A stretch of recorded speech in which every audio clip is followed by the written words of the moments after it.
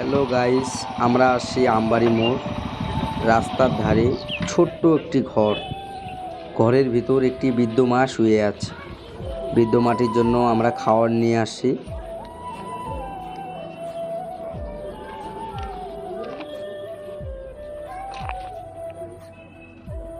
ঘরের ভিতর গিয়ে দেখি বৃদ্ধ মাটি শুয়ে আছে।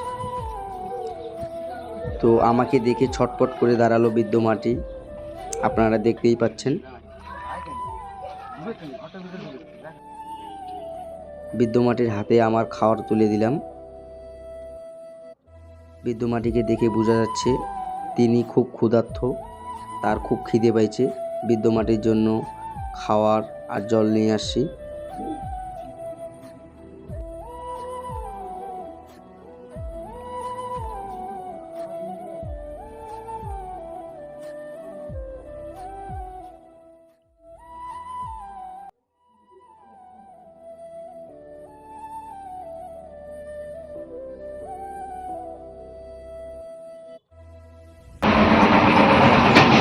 পাশে বসে জিজ্ঞাসা করলাম যে আপনার বাড়ি কোথায়। তোমার বাড়ি কোথায়? বৃদ্ধ মাটি বলল এইটাই আমার বাড়ি। খুব খিদে পাইছে না? আমি বৃদ্ধ মাটিকে বললাম আপনার খুব খিদে পাইছে। বলতেছে হ্যাঁ।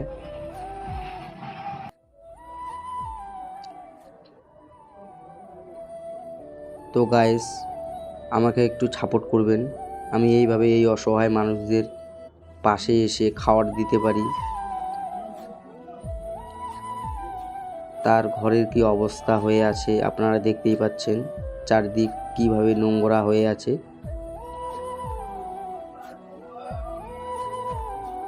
তার দেখার মতন কেউ মানুষ নাই। এইটাই তার ঘর।